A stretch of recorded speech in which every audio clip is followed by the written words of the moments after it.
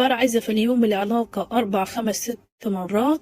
جوزي العمود بتاعه صغير قوي، أنا متجوزة من 4 سنين، وهو للأسف عايزة مرة واحدة علشان ما بيقدرش دقيقة ولاقي طرطشهم، يعني المية نزلت، عنده سرعة في اللعب، انتوا طبعا فاهمين. فبدأت إن أنا أدور على عمود كبير، إن أنا بحب الموضوع ده قوي، أنا بعشق العلاقة، عشان كده كنت عايزة عمود أكبر باللي أنا كنت بشوفه بصراحة، لأن الأمثال الكبيرة هي اللي بتظبط وهي اللي فعلا بتساعد وبتروق. المهم، أول ما جوزي كان بينزل الشغل كنت بفضل في البيت بقطع في نفسي، ففكرت قلت لما ينزل جوزي أنا هنزل هدور لي على عمود كبير، لأن فعلا أنا محتاجة العمود الكبير ده قوي. بصراحة أنا مش عايشة حياتي، وحقي إن أنا أعيش حياتي. لو أنت عندك مشكلة كان لازم تعالج نفسك منها. أنا كنت ساكتة، إنما خلاص فاض بيا. وفعلا لما نزل جوزي على الشغل رحت متشيكة ولابسة أجمل ما عندي، لبست العباية السوداء بتاعتي، وبعدين نسيت رحت كافيه في مكان عام، وأنا ببص حواليا كده على أساس إن أنا ألاقي راجل عليه لاين، ولكن للأسف حتى المكان اللي عام اللي روحته والكافيه ورحت الحديقة مفيش ولا واحد لقيته عجبني. تمام، أنا كنت عايزة حاجة معينة كده، حاجة ارتاح لها وحاجة أحس بوجودها. أنا وراجعة بعدين كان في عندنا بواب في العمارة، قال لي يا مدام عايزة أي حاجة، محتاجة أي حاجة؟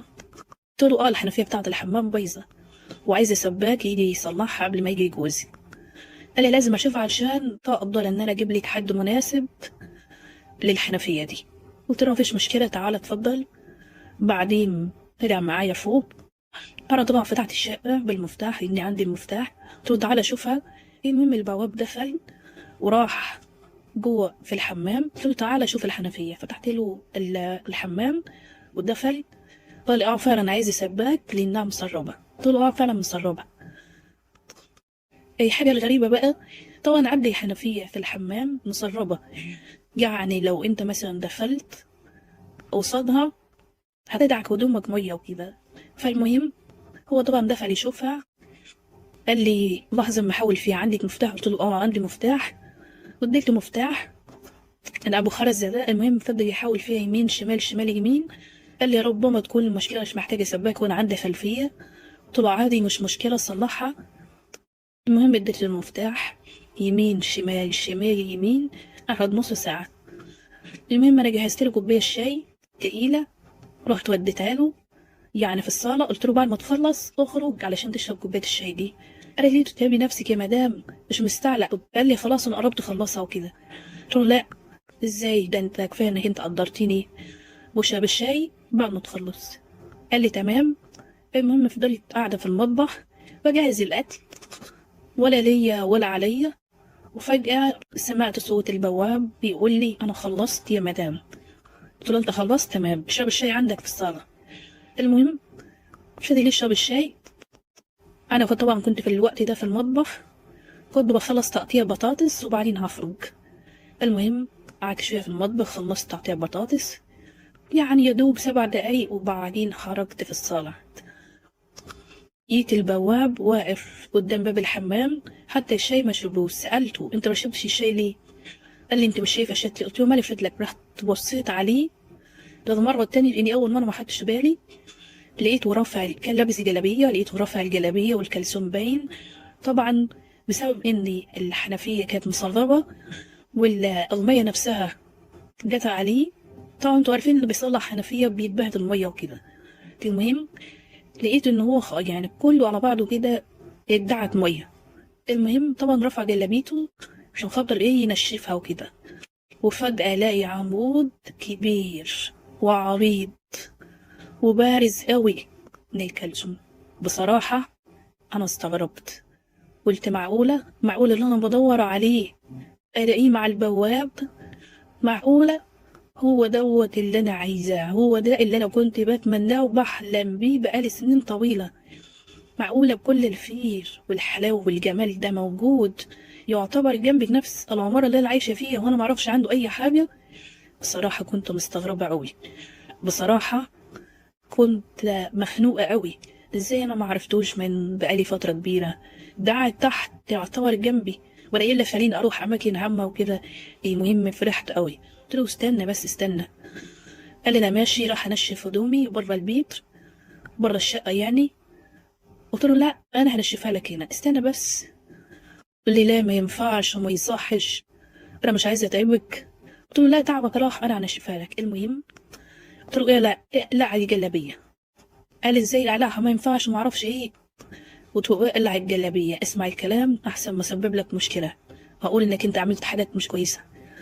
وفعلا قلعها وسمع الكلام. وبصراحه بدات اني اقرب علشان اشوف الحجم الكبير دوت عن قرب وانا قريبه منه. قلت له لحظه ما اساعدك فيها. هو بقلعها كنت بساعده فيها. وبعد ما بلعب في الجلابية بصراحة المسائل اللي عنده كانت واقفة على الآخر، كل حاجة واقفة. بصراحة انبهرت بالمنظر اللي أنا شفته قدامي.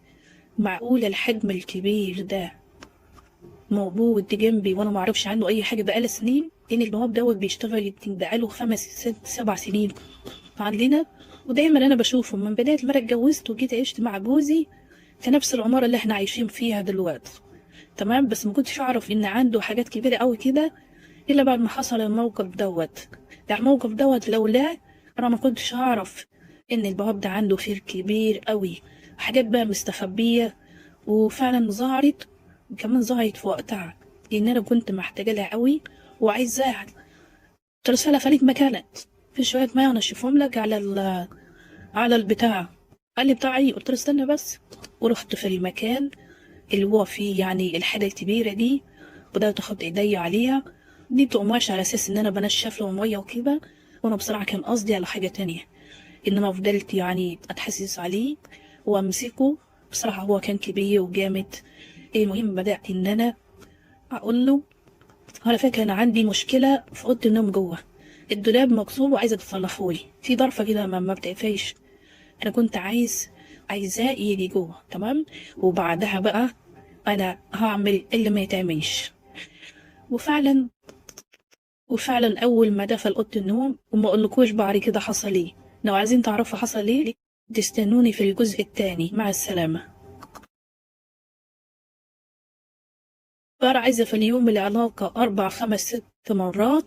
جوزي العمود بتاعه صغير قوي، أنا متجوزة من 4 سنين، وهو للأسف عايزة مرة واحدة علشان ما بيقدرش. دقيقة ولاقي طرطشهم، يعني المية نزلت.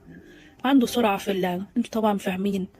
فبدأت ان انا ادور على عمود كبير، ان انا بحب الموضوع ده قوي، انا بعشق العلاقة.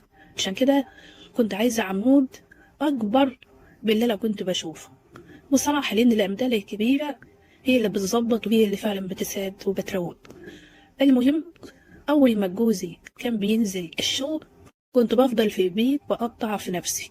ففكرت، قلت لما ينزل جوزي انا هنزل هدور لي على عمود كبير، لاني فعلا انا محتاجه العمود الكبير ده قوي. بصراحه انا مش عايشه حياتي، وحقي ان انا اعيش حياتي. لو انت عندك مشكله كان لازم تعالج نفسك منها. انا كنت ساكته، انما خلاص فاض بيا. وفعلا لما نزل جوزي على الشغل رحت متشيكه ولابسه اجمل ما عندي، لبست العبايه السوداء بتاعتي. وبعدين نسيت، رحت كافيه في مكان عام، وانا ببص حواليا كده على اساس ان انا الاقي راجل عليه لاين. ولكن للأسف حتى المكان اللي عامل روحته والكافيه ورحت الحديقة مفيش ولا واحد لقيته عجبني. تمام، أنا كنت عايزة حاجة معينة كده، حاجة ارتاح لها وحاجة أحس بوجودها. أنا وراجعة بعدين كان في عندنا بواب في العمارة، قال لي يا مدام عايزة أي حاجة، محتاجة أي حاجة؟ قلت له الحنفية بتاعة الحمام بايظة وعايزة سباك يجي يصلحها قبل ما يجي جوزي. قال لي لازم أشوف عشان تقدر إن أنا أجيب لك حد مناسب للحنفية دي. قلت له مفيش مشكلة تعالى اتفضل. بعدين طلع معايا فوق، أنا طبعا فتحت الشقة بالمفتاح لأني عندي المفتاح. قلت له تعالى شوفها. المهم البواب دخل وراح جوه في الحمام. قلت له تعالى شوف الحنفية، فتحت له الحمام ودخل. قال اه فعلا عايز سباك لأنها مسربة. قلت له اه فعلا مسربة. أي حاجة الغريبة بقى، طبعا عندي حنفية في الحمام مسربة، يعني لو انت مثلا دخلت قصادها هتدعك هدومك ميه وكده. فالمهم هو طبعا دخل يشوفها، قال لي لحظة ما احاول فيها، عندك مفتاح؟ قلت له اه عندي مفتاح، واديت له مفتاح. كان ابو خرزة ده. المهم فضل يحاول فيها يمين شمال شمال يمين. قال لي ربما تكون المشكلة مش محتاجة سباك وانا عندي خلفية. قلت له عادي مش مشكلة صلحها. المهم اديت له المفتاح، يمين شمال شمال يمين، قعد نص ساعة. المهم انا جهزت له كوباية شاي تقيلة، رحت وديتها له يعني في الصالة. قلت له بعد ما تخلص اخرج علشان تشرب كوباية الشاي دي. قال لي تتعبي نفسك يا مدام، مش مستعلق. قال لي خلاص انا قربت اخلصها وكده. قلت له لا، ازاي ده، انت كفايه انك انت قدرتني، واشرب الشاي بعد ما تخلص. قال لي تمام. المهم فضلت قاعدة في المطبخ بجهز الأكل، ولا ليا ولا عليا. وفجأة سمعت صوت البواب بيقول لي أنا خلصت يا مدام. قلت له أنت خلصت؟ تمام، اشرب الشاي عندك في الصالة. المهم فضل يشرب الشاي. أنا كنت طبعا كنت في الوقت ده في المطبخ، كنت بخلص تقطيع بطاطس وبعدين هخرج. المهم قعدت شوية في المطبخ، خلصت تقطيع بطاطس يعني يا دوب 7 دقايق، وبعدين خرجت في الصالة. لقيت البواب واقف قدام باب الحمام، حتى الشاي ما شربوش. سألته انت ما شربتش الشاي ليه؟ قال لي انت مش شايفه شتلي؟ قلت له مالي فضلك. رحت بصيت عليه المرة التانية لاني اول مرة ما خدتش بالي. لقيته رافع، كان لابس جلابية، لقيته رافع الجلابية والكلسون باين. طبعا بسبب ان الحنفية كانت مسربة والمية نفسها جت عليه. طبعا انتوا عارفين اللي بيصلح حنفية بيتبهدل المية وكده. المهم لقيت ان هو يعني كله على بعضه كده ادعت مية. المهم طبعا رفع جلابيته عشان خاطر ايه ينشفها وكده. وفجأة الاقي عمود كبير وعريض وبارز قوي من الكلسون. بصراحة انا استغربت، قلت معقولة اللي انا بدور عليه الاقيه مع البواب؟ معقولة هو دوت اللي انا عايزاه؟ هو ده اللي انا كنت بتمناه وبحلم بيه بقالي سنين طويلة؟ معقولة بكل الخير والحلاوة والجمال ده موجود يعتبر جنبي نفس العمارة اللي أنا عايشة فيها وأنا معرفش عنده أي حاجة؟ بصراحة كنت مستغربة أوي. بصراحة كنت مخنوقة أوي. إزاي أنا معرفتوش من بقالي فترة كبيرة؟ ده قاعد تحت يعتبر جنبي، ولا إيه اللي خليني أروح أماكن عامة وكده؟ المهم فرحت أوي. قلت له استنى بس استنى. قال لي أنا ماشي، راح أنشف هدومي بره البيت، بره الشقة يعني. قلت له لا أنا هنشفها لك هنا، استنى بس. قال لي لا ما ينفعش وما يصحش، انا مش عايزه اتعبك. قلت له لا تعبك راح، انا هنشفها لك. المهم قلت له ايه لا اقلع الجلابيه. قال لي ازاي اقلعها؟ ما ينفعش وما اعرفش ايه. قلت له اقلع الجلابيه، اسمع الكلام احسن ما اسبب لك مشكله، هقول انك انت عملت حاجات مش كويسه. وفعلا قلعها وسمع الكلام.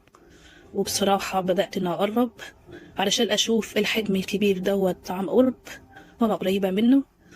قلت له لحظه ما اساعدك فيها. هو بقلعها كنت بساعده فيها.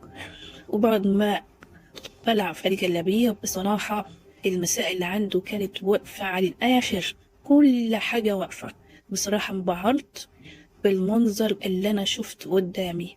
معقول الحجم الكبير ده موجود جنبي وأنا معرفش عنه أي حاجة بقالي سنين؟ إن البواب دوت بيشتغل يمكن بقاله 5 6 7 سنين عندنا. ودايما أنا بشوفه من بداية ما أنا اتجوزت وجيت عشت مع جوزي في نفس العمارة اللي احنا عايشين فيها دلوقتي. تمام، بس ما كنتش اعرف ان عنده حاجات كبيره قوي كده الا بعد ما حصل الموقف دوت. يعني الموقف دوت لولا انا ما كنتش هعرف ان البواب ده عنده خير كبير قوي، حاجات بقى مستخبيه وفعلا ظهرت. وكمان ظهرت في وقتها لان انا كنت محتاجه لها قوي وعايزاها.